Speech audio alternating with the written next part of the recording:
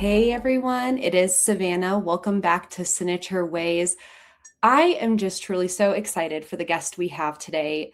Talk about building a big business, not just in one state, but two states.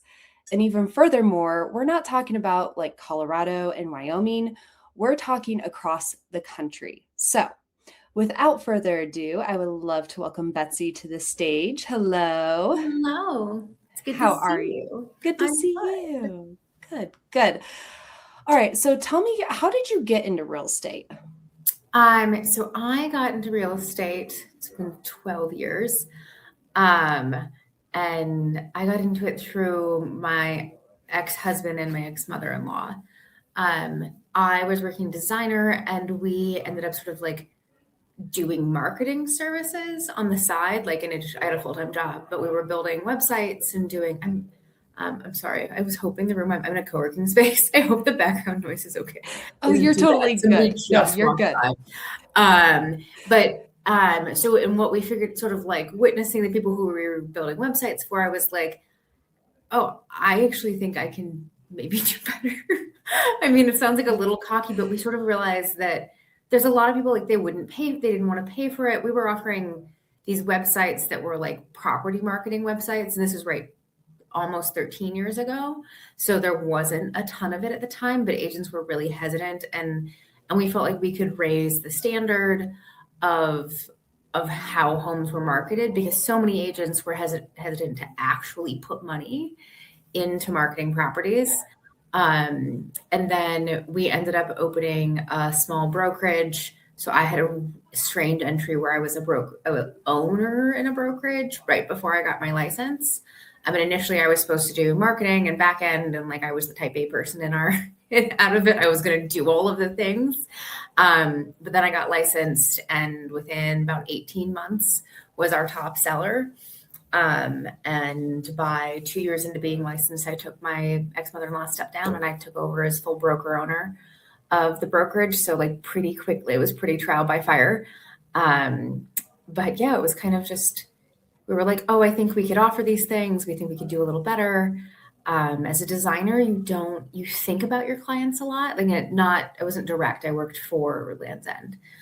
So like you never get to actually see them. So you think about who your end consumer is all the time, but you never get to interact with them.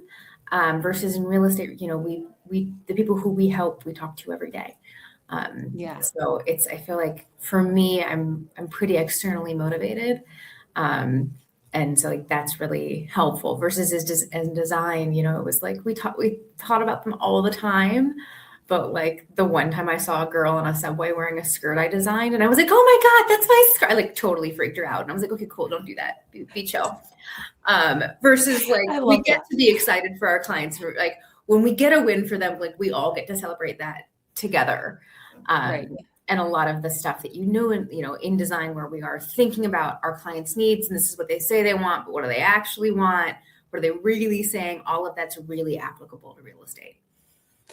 I love all of that. And a few things to that. I think one, I'm sure you just love when you see cell phone photos. I'm sure that just makes your I day. don't understand how it's still it might there was one like a month ago that still was like from a point and shoot camera, right? With like the yellow dates. I was like, how do you even have a camera that old that still functions? Like, what do you do? Yeah. I saw one the other day. It was listed at 1.1 with cell phone photos. And I just, Aren't you just embarrassed? I hate to yeah, I was say like, that. Like, that's, yeah, but it's like, no, you can't do that. no, I mean, because I think, and maybe it's design, like we were taught a certain level of craft that, Right. like, and to have pride, like we carried a lot of pride in our work, like your entire like self-worth is tied into your work, maybe to an unhealthy extent. But I do think carrying that into real estate where like the product that we are putting out is the listing. Right. And that I think is like what's really important. And like I wish could say it wasn't different. I wish that was the standard, but I would say that's sort of what sets whether when I had the brokerage and then now with the two teams that I have, that is the baseline for everything that we do is that we have a certain standard that we hold, the products, our listings to. And especially in this turning market, right? Because you could have taken a cell phone photo of just the front and Oh, late right. 2020, 21, and it would have sold overnight. It But was even then, like when people, it felt really easy. And sometimes it was almost frustrating because we couldn't do all of the things we wanted to, right? It would be sold before we got the sign in the yard, before we could have the big open house, and sellers just wanted to be done. right. But even then, I think doing, like, we were one of the first people to do Matterports. We were the first. We owned the first Matterport in Madison, Wisconsin. So like the 3D tours. And it's hilarious. The cameras were originally like this big, and now it's like a stick. Now it's like this big. But like even then, I think doing those extra things, like even in a super hot market, like right, that's how economics were, like supply and demand. Like even in a Right. time when there's so much demand, if you can be that next tier and generate more demand, even when it feels like you don't have to, you can do more for your clients. So true. So true. So, first question I wanted to ask you is, if we met for coffee and I asked you, so what do you do? How would you describe your business today? So usually if someone's asking me, I talk about like what I do. And then we sort of talk, and then we talk about the teams. But I'd say, right, I'm a realtor, but the difference is that I view myself as an advisor, not a salesperson. It's closer to customer service. The home you live in, and this is like, right, what I think all of whether you're buying or selling, the foundation of our business is that we believe that the homes that you live in are the foundation of the life that you're building, whether that's both from a financial standpoint and just from a logistics and emotional, what do you want it to look like? And when we approach it that way, right, it's not about selling you a home. It's about understanding what you need, and then we guide you through that process. And that's, our teams that we have, the team that I have in Ohio and the team that I have in Colorado. And this is right, if we're talking over coffee, we're probably in one of those states. So sometimes I won't even mention the other team. If I'm talking to another realtor, then I will mention both teams. But for the most part, like the approach is the same. So we are here to be a guide. Right, in Colorado, for Own Your Summit is our team name, and we say it's easier to get up the mountain with the help of someone who's been up the mountain before. Right, we are your mountain guide. So I think that's really the way we approach real estate, is that we're advisors and guides, and this is a customer service relationship more than it is a sales. Right, it's not my job to convince you to buy a house or to convince you to sell. It's to set you up for success in either place and understand what your needs and wants are. And I love how you said it's not your job to convince, right? Because I see, especially with newer agents, when they get into the business, right, they're like, okay, they're ready to kind of make that first commission. It's exciting. Yeah. They've heard all these things about the industry. And yet not everyone has a buying and selling need at the time you talk to them. And it really comes down to the relationship you're building with everybody. And eventually they will call you because of that relationship you've built. Well, especially up in Breckenridge, right? Like we work with people that I had somebody who called me last week who I've been talking to for 4.5 years. And he's like, "Are you annoyed with me yet?" And I was like, "No, Gus, we're going to find the right house when we find the right house." Like, this is how because like they're wants, not needs. And I think that's like, if you cannot push somebody. And I think that right, especially back when it was like the market was crazy, like we could convince you that you needed to price it that way or you needed to pay that. But at the end of the day, the conversations that we like to have are you comfortable? Like, does that feel right to you? Are you comfortable? This is what you're going to have to do to win. Are you comfortable doing that? Not, you have to do this. And those are two very different. But I think that's also how you build a business that isn't just grind. Like relationships are how you build the business that feeds itself. And versus if you're just in this to be a salesperson, you are going to have to just like scrape for every lead. I 100% agree. I love that. Love it. So tell me, why Ohio and Colorado? So Colorado's where I was living at the time. So Ohio is actually my third state, and we're working on my fourth. So Kentucky, but that's sort of like what you'd say, like Cincinnati is on the border of Right. Our airport is CVG, which is Covington, Kentucky. Like the airport is not in Ohio. I'm 10 minutes from Covington. Okay. So that's why, but Ohio is where I grew up. I was living in Colorado at the time. We moved out there in 2020. Just right. It was sort of like made sense in life and wanted to live in the mountains. But I moved back to Ohio rather quickly. And that's probably an understatement. My mom had a minor heart attack, and then within like 3 weeks of that, my marriage ended, and I was just out. I was like, okay, bye. Like 4 days later, I was in a car to Ohio. I was just like, nope, like this, I was not worth, I knew I didn't want to be in the mountains full time. It's a small town, and I didn't want to go through a divorce in a small town. I don't blame you. And like it's nice to be home, and like sadly my mom has cancer now, so it's like it's good to be able to be home and still keep my business in Colorado. And then, you know, every time I go out there, like I going back and forth, everything's a business write-off. That's is really nice. So it feels right, it feels random, but truly I think that those are the two places that I want to live my life. And I think that that's a lot of realtors can start to feel locked in, right? You're like, I've built a business here. How do I retire if I don't want to retire here? Because right, the joke is realtors don't actually retire. We sort of just like you change how much of it you refer out, and right, like it's versus feeling like you just have to give up the business that you had. Because I had spent 4 years building my business from scratch again in Colorado. And I did make the mistake when I left Wisconsin of just like letting everything go. And I was like, I'm not going to do that again. I just killed myself for 3 years or 4 years. It was 4 years. And didn't want to waste all that hard work, especially because like I said, the buy and sell in timeframes in Colorado can be so long. So I knew I had people in the pipeline that were going to be, that we're still going to buy and sell. So why just like let all that work go to waste? Yep. I love that. That's so awesome. And it is true. Cause there are a lot of people I know in this industry that they're like, okay, my dream is one day to retire in Hawaii. And it's like, okay, then make it happen. And yet you still can have everything running back here. And I think a big part obviously comes to the people that you have in play. Okay, Melanie, resume. So was there a moment where you questioned whether this would really work or not? I mean, I wouldn't say there was a specific moment, because it's really more that I made the decision. So, I mean, in all honesty, when my life kind of blew up and I was like, I need to be home and I don't want to be here full time. It was pretty sudden, and I was so burnt out. Like I had on like the 3.5, 4 years I had spent rebuilding my business in Colorado.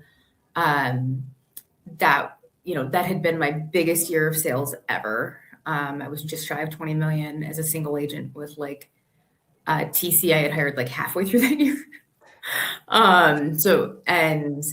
But I was so burnt out. So there was a level of like, okay, so I want to live the life I want to live, and then let's find a way to make the business work.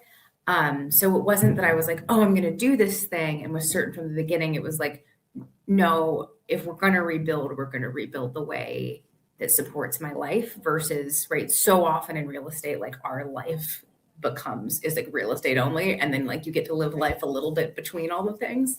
And 10 years in, I was like, no, this can't be sustainable. This isn't what we're doing. So I think I was more afraid in the beginning. The biggest fear was that I was going to lose clients, that clients were not going to be comfortable with me splitting both places. And I will be honest, like we don't put it out there very loudly. Right. They're under two different team names. Like it's not helpful that if you Google me, I'm the only Betsy Repaske in the world. So you're going to find both. Every Google hit for like 10 pages deep until you get into my family's like published medical papers are all me. So like I ain't hiding it from anybody, but we're not. But it's not just something you're advertising. Yeah, because also like that's not like, it's not necessarily a sales pitch. It's not a bad thing, but it's not a benefit. So we don't talk about it much. And I think that that's maybe when agents are thinking about it, is that like you don't have to make them be the same things, especially because, right, the type of people that a lot of people who are going to split, like you mentioned, are like, oh, I want to retire, or I want to, like, they're probably splitting like me between a fully residential market and a vacation market. And Right. they are going to be very different types of customers. So they should have separate branding and they should have different ways you talk to them. So I think it's okay for them to be separate. But honestly, the push to bring on people in both places was so that I felt like if someone did notice I was in both places, one, it's so I could actually do it. But two, there's also the perception of like, hey, if I'm ever in the other place, you're taken care of. We have the team in place. It's not just the like, oh, I'm out of town, you got to work around my schedule. And that's when we talk about it, about the teams, it is that regardless of our schedule, one of us will always be available, right? Like Emily was in Patagonia for 12 days, like in the last 2 weeks. And all of her emails came to me and and we had showing coverage set up. And so like we're able to do that. I think it's having, sorry, this is a very long answer. It's having faith that like, if you start from the life you want to live, you can build a business into that, but that's not what's taught in real estate. It is not. No. And It's, I just, yeah. your mindset around it is just honestly so refreshing. You have no idea. Because it's amazing to see how you're like, okay, this is what I want and this is how I'm going to accomplish it. And yes, there's fears, and I'm sure you've had your days where you're like, that's it, like hands in the air. Yet Yeah. every day you were intentional about setting this up, and it just wasn't an option. And you did it. Right. There was a Neil Dingra he's a mortgage lender, but he does he's at Neil Home, if anyone wants to find him on Instagram. He had a post this week was like, the way I was successful is I bit off more than I could chew, and then I figured out how to chew it. Right. Like if you want something, like you just, right, you make the leap and then you figure out how to swim. And versus if you wait to learn how to swim before you get in the water, right, you're never going to do it. Is Right. my take. Yeah. Yeah. There's the either learning for learning's sake or actually learning to actually do as well. All manner of realms is good at learning for learning's sake. We like to take some classes. Yes. And it's easy though, right? Because you feel like you're getting information, you feel like you're accomplishing something, yet sometimes that's not actually what's moving the needle forward. Exactly. And I think, in your first 30 days of the business, right? Like you need to be taking contrast costs. There are certain things like you've got to understand getting into the business. Yet you also need to be purposeful about actually working in the business. Absolutely. And I think, right. And I think that's you have to just go do, right? You have to do the thing. And I think whether that's you're a brand new agent and you need business, you just have to go out there and like do the thing to get the business. And if you're looking to build a team or you're looking to change the way you do your business, and I think, right, there's a lot of things in real estate are applicable to like life in general. If you want something to change, make the change and then figure out how to make that work. Otherwise, yeah, if you're like planning and don't get me wrong, I love a plan. I love an Excel sheet, like to a fault. This is very much like so much preaching to myself normally. That, yeah, if you just have to make the leap and then figure out how to fly on the way down. I love it. Love it. All right. So how did you grow your team and evolve across the states? Was this part of your plan, or did it kind of develop over time? How did that? I mean, I always, right, because I had a brokerage, right? We were a boutique brokerage in Madison. And I've always liked mentoring other agents. And I think this business can be really lonely if you're a single agent. Even if you're within a brokerage, right, you're still not really doing business together. So to a certain extent, I wanted to be able to mentor other agents, and I knew that. So I did have one team member when I left Colorado, which made it so I was able to sort of like limp through and not lose everything while I was building intentionally. But I think it's like, I knew I wanted it in both places, but it was a matter of finding the right people. Because when you have the wrong people, everything is just so much harder. And I had been through that when I took over the brokerage, right? When I was like 2 years in, there was a bunch of people who I wouldn't have necessarily hired. And that was part of the impetus to move to Colorado, is we were either going to blow up the brokerage and I was going to like fire everybody and rehire in good people. Or we could move and just rebuild in a different place. So I think as far as like, it was intentional, but it was very slow and sort of like what felt right. Like Emily, I had actually been trying to recruit since before I left Colorado. Like it was a very soft. And then even to get her to join was like over a year after I left Colorado. I just like kept asking. And I was interviewing other people, but it's, Right. I think you have to find the right people. And then Abby in Cincinnati was a faster find. Partially because there's just more agents in Cincinnati, like and I was very briefly in leadership at a Keller Williams office. I was in charge of recruiting, so it's a little easier to find people. Well, it is. It's so you're true. in charge of recruiting. Yeah, it 100% is. I mean, you get to know a lot of people and hopefully build good rapport with them. Yeah, and that's I've how also Abby seen and the I met. opposite side of that. And there was a day where our team lead was like, "Hey, can you help her with the contract?" Yeah. And then we sort of just became friends from there, and then decided to work together. So I think that's the biggest piece. Is like you just have to find the right people. Like, and I think what's the phrase? Like, hire slow, fire fast. Yep. Yeah. You absolutely have to. And one thing I heard too is sometimes people, once they start building the teams, they struggle to actually fire people because of ego, because their ego said, this is a good hire. And by firing them, they feel like they were wrong versus. But I think that's okay. I mean, I'll admit that, like, I think my team member in Colorado who ended up not being a fit, like, I knew she was not a fit from the bit, but she was like, it worked for the time being. And I knew that was the case. Right. So I think it's like, right, there are times when you can't fire. Right. But 100%. How many real estate teams do you see that grow really fast? I mean, I know team leaders that have imploded their team multiple times. Oh yeah. So I've been part of them. Yeah. Yeah. I didn't. I luckily was not part of the chopping block. However, yeah, it is. It's so true, and it's just because when you go through that process of hiring someone, I mean, I hear agents that say they've watched agents afar for a year to really get to know them before they even start making that soft introduction of like, hey, we would love to have you on the team, because they're like, then it's likely to work out, versus if you're just out there recruiting, you don't really know those people until you're 30, 60 days in. And that's when you're like, oh.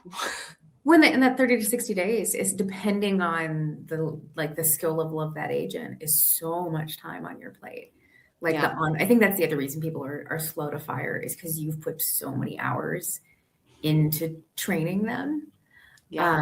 And I think that's where, the people, we're looking more for partners, where like we're all invested. Like a big part of our teams in both, because they're under different names and like technically they're separate teams, but we share resources between them. Like I have one Lofty account and then 2 offices within it, so I can shuffle systems between them, and then we tweak the emails so it sounds like that customer versus. But I think that we all work together to build the systems. It's like the economies of scale and collaboration versus right. A lot of teams are just top down. And maybe in those cases, if you're just looking for people to like work buyer leads, you can fire fast. But I want people to be pretty committed and to like be part of what we're building. So yeah, then you really have to hire pretty slowly. Yeah. Well, because one really bad hire, not to say that it doesn't happen that the wrong person is ever added to the team, but a bad hire that can disrupt culture and values. I mean, it can rock the boat extremely. Well, even if you managed to protect the rest of the team, when I was a managing broker, I had to make a fire, and it was like a coworker from before I was in real estate that we had hired. But for like liability reasons, like there were just, I think it came from a good place. She was promising things to buyers that like were not things with like all of the invasive plants would be removed from a yard. And I'm like, do you know which ones are invasive? I don't. Are you going to go pull them? Like things were like, but like outside of that, like you end up with certain people who are, even if they aren't toxic to the team, they're just such time sucks. Like they take so much energy from you that your production drops and your ability to show up for other people on the team or in your brokerage drops. Like, and that's where the fire fast has to, like, because you got to reclaim those hours and that energy as fast as you can. Yeah. Yeah. Love that. So what helped you realize you didn't need to be present everywhere in both places? And because I know you talked about the fear. So like how has that kind of evolved? And I think it wasn't so much the fear was that clients would think I needed to be both places. It was transitioning from working with primary home buyers to secondary home buyers. Where I mean, honestly, like I spent so much time alone in my house in Colorado. It was like not great for my mental health. And I had to like go join a co-working space because I realized that like, I mean, aside from, because you go on way fewer showings because they're only like, you know, they're not there all the time. Right. So, you know, there's really only, it boils down to like 5 times that you need to be in a house. And I think some agents would argue less. So right, it's the showing, it's the inspection, it's a final walkthrough, which kind of like you could say is inspection. And on the list side, it's listing prep, and photography. And I'm pretty like, I know there's agents who don't attend inspections. I pretty strongly feel like you need to. There's agents who don't do final walkthroughs. I also like, I really feel like you need to. Like what?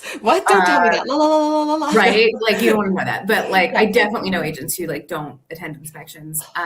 But like the truth is, it boiled down to where I was like, okay, actually, you know, if it's another agent who I trust, I can have somebody else attend an inspection for me and then report back. I just want someone who's knowledgeable other than the client and the inspector to have been in the house. And I was like, okay, so like that we can do.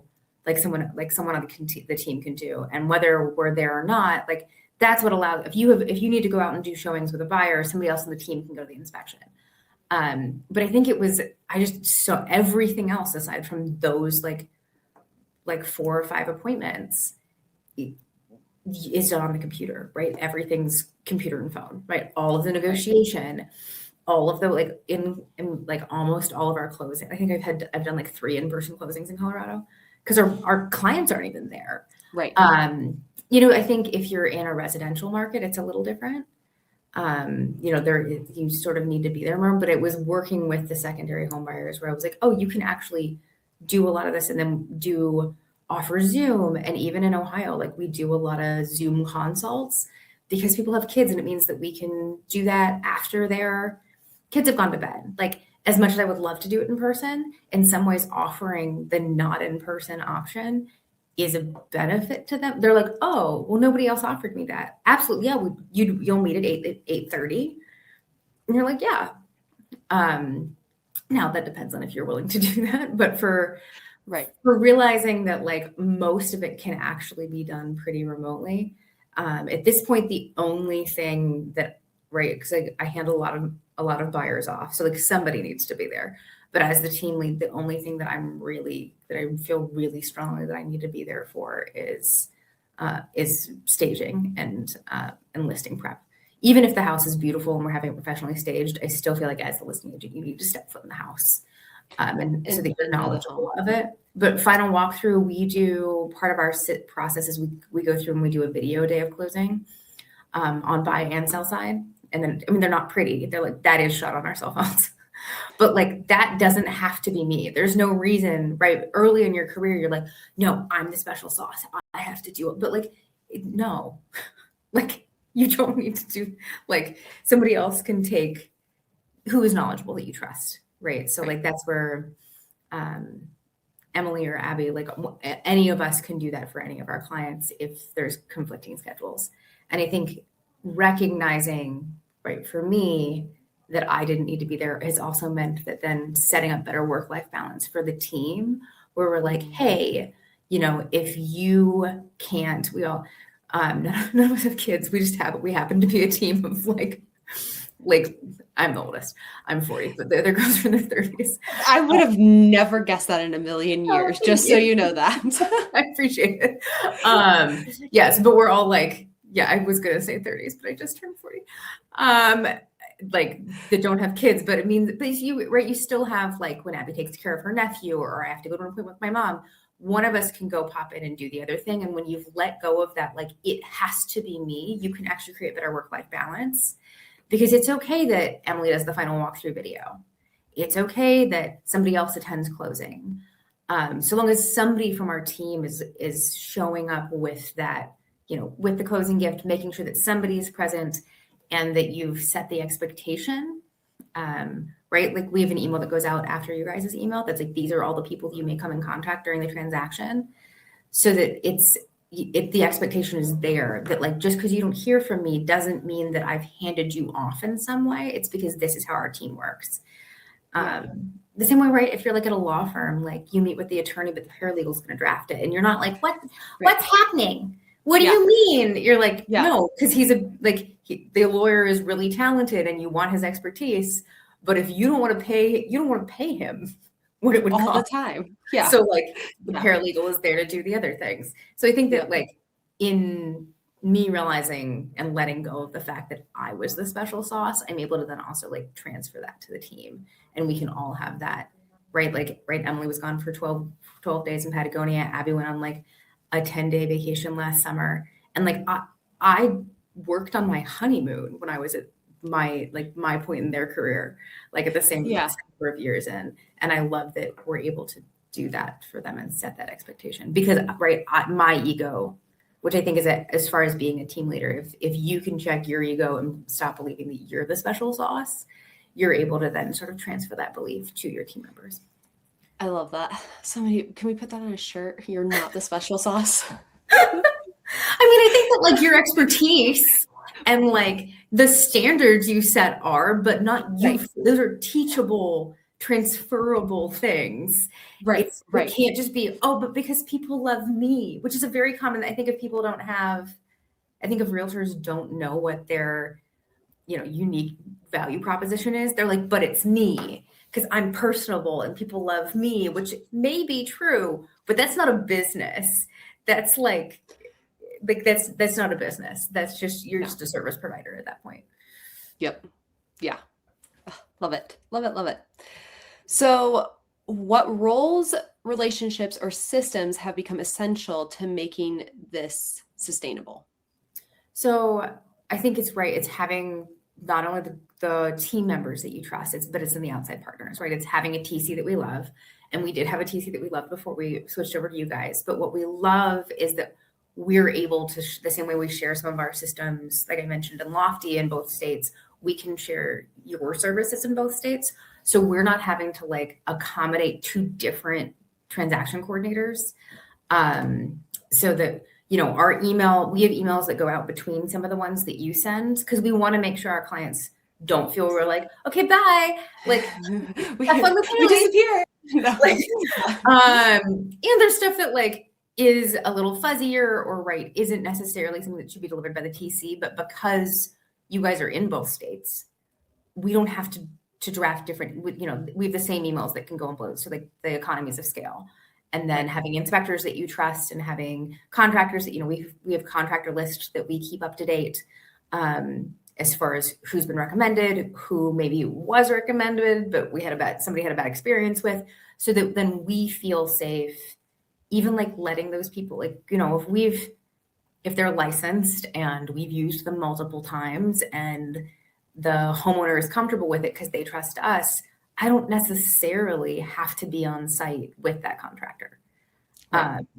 And that again makes it easier, right? The more, again, it's not like, but I have to be like in the beginning of my career, I was like, I have to physically be there. I am like, I don't know what magic I thought I had, like what you're going to do by physically being there. Now that said, if our clients want somebody present, then one of us will be there. But I think it's having the people that you trust where you can truly, because Emily hadn't used a TC before we started using you guys. And she was like, oh my God, I feel like I'm forgetting dates. And I was like, wait, because you took that part of your brain and you gave it to Savannah. Away. Like, that's the whole point, is that you now have more brain power to take care of your clients instead of being like, oh my God, is that Tuesday or Thursday? It's in your calendar and Yeah. you're gonna get an email. Yeah. Like, just let it. And she was like, oh, like she like kind of panicked on the first 2 deals, but that's the whole point. When you have people you trust, you can like free up headspace, and that's a good thing. Not a bad. It feels weird at first. It certainly does, right? Because we want to do right by the clients, right? Everyone does, and yet sometimes when we're giving up that, there's that little bit of fear of like, okay, can you trust? Can I trust the system? Is this going to work out? And yet, as you build those relationships, that trust does get built.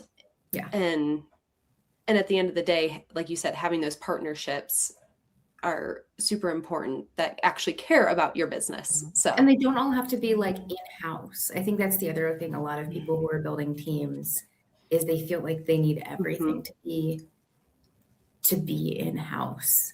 And it doesn't have to be. I mean, it's not the current case on our website, but I probably want to go back to it. There's points where we have, we're like, this is our team. And our team does include photos of our transaction coordinators who are third party, photos of, these are our 3 lenders that we recommend. These are the inspectors that we recommend. So it is like, this is everyone, because like you as the client, what do you care if they're all like, if in-house they're all being directly paid by me or not? Right. They're like, does this cost me more or not? I don't care, as long as the job gets done and I have the relationship with you. Yeah.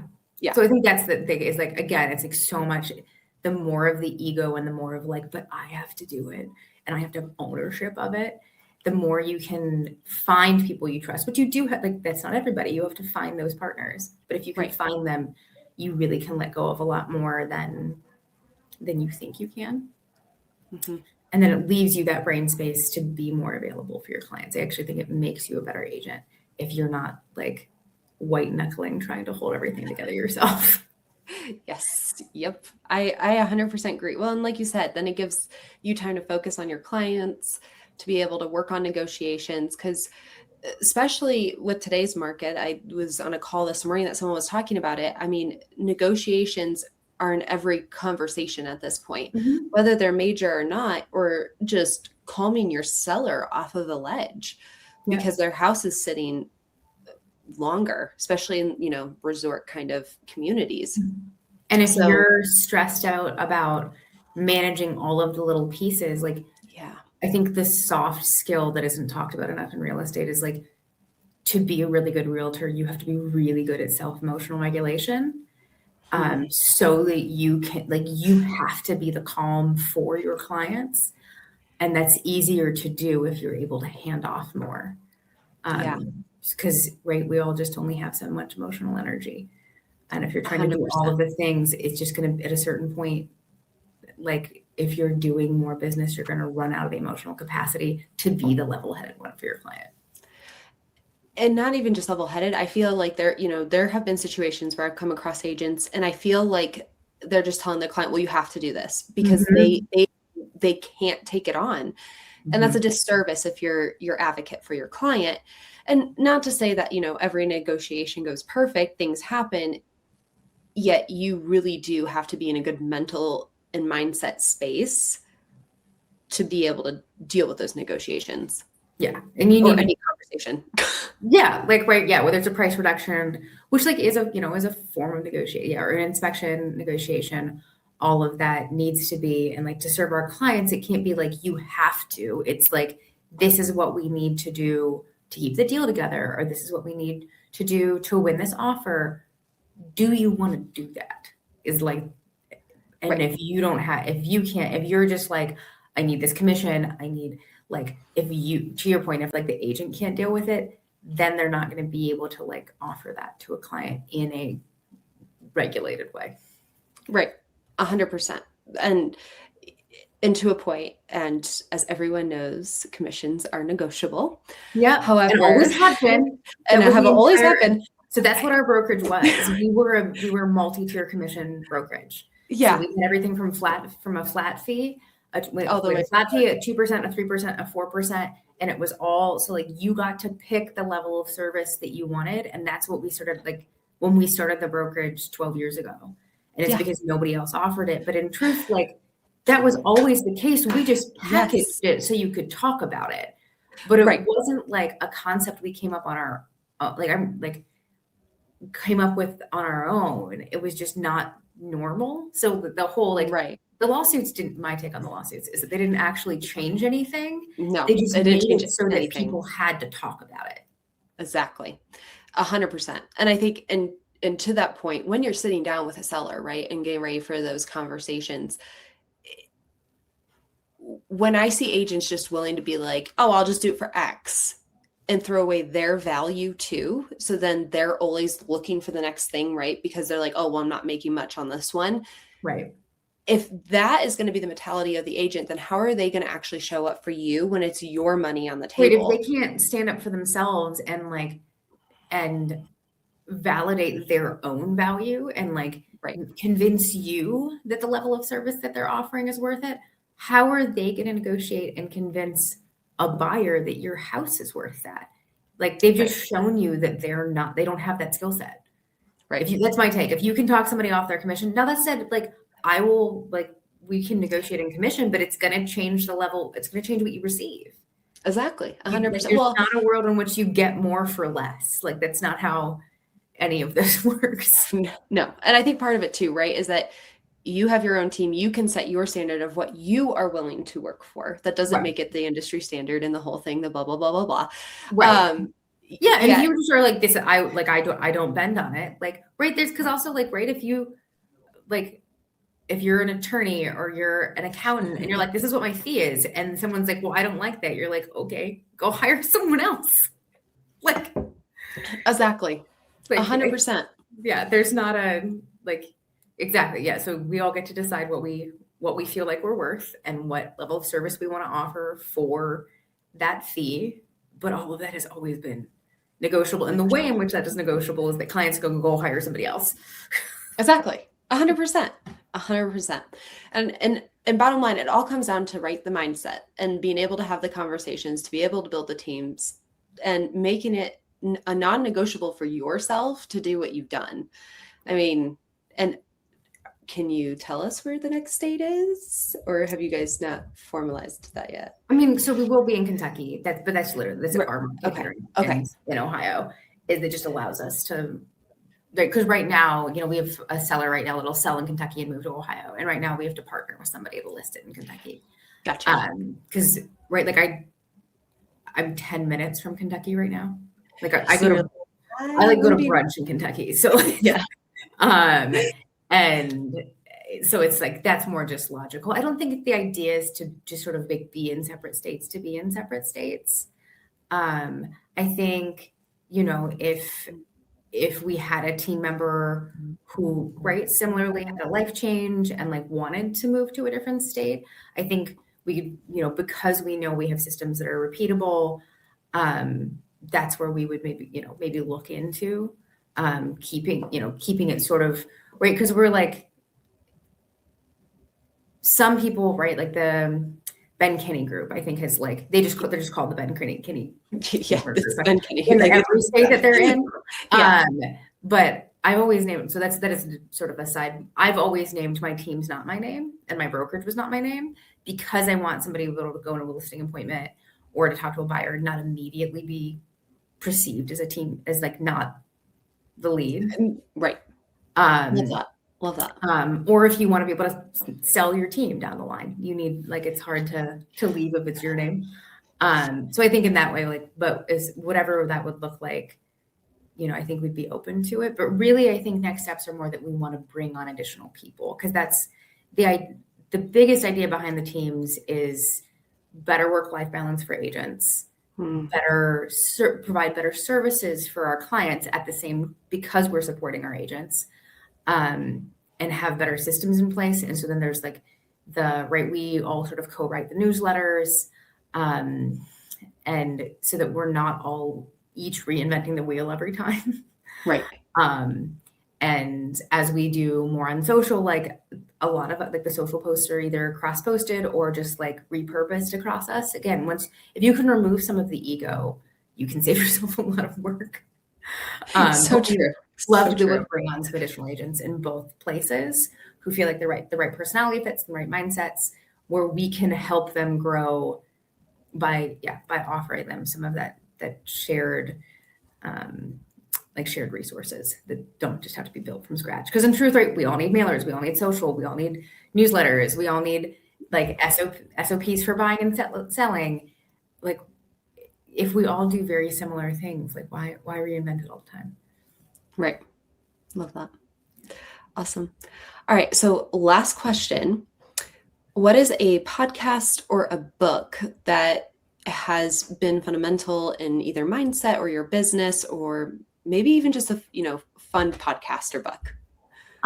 So I'd say, so book wise, Exactly What to Say by Phil Jones, I think is a book that, there's so many real estate coaches. There's a couple real estate coaches and like that taught scripts that like, I mean, I almost left the industry. Like I was just like, there's one in particular who's pretty big that like I can't be in a room with. Like I feel nauseous because it's so salesy and not coming from a place of service. Versus Phil Jones, whether you're listening to a coaching thing he's doing or you're reading the book, it's how to talk to people, but it's like so they get out of their own way so they can actually hear what you're saying, so you can deliver the message. It's not trying to convince them of something. It's not strong-arming them or like tricking them, right? Those tricks where like you nod your head to get them to nod their head. Like it's not like mind. It's like truly, it's just like a better way of communicating. And that sat well with me because for a while, like it took me like in trying to find real estate coaches and people, script like models, so many of them just made me feel like so icky. And he gave me faith where I was like, oh, okay, like you can do this in a way that like is of service and feels good. So I think, and he does have one that's specifically, it's like Exactly What to Say for real estate, or for realtors. There is one that is written specifically for realtors, but the original one's great too. It is fantastic. I had the privilege to be in a small room with him back in September and got a signed autograph from him. And it's so true, though. I love how you explained it in the sense that it helps people get out of their own way, because sometimes the roadblock isn't because they don't want to do something. It's just that they don't understand, they don't have information, or there's an underlining thing that's happening that you need to ask the right questions to be able to discover what that's actually. When sometimes they have to like, it's helping them discover what they actually want. And like taking it full circle, like that's in design. It's a lot of it, like a lot of your job as a designer when you're doing like contract work is that people don't have the vocabulary to tell you what they really want. So you have to guide them. You have to sort of like dig it out and find it and interpret it for them. And I think that the way Phil Jones teaches people is that you are guiding them through a conversation where they discover and then are able to tell you what it is that they really want, so that you can deliver that. Exactly. Love that. Awesome. Well, thank you. Thank you so much for being here today. This has been absolutely amazing. And we'll have to have you on again in the future. Absolutely. I'd be happy to. Awesome. Thank you. You're welcome.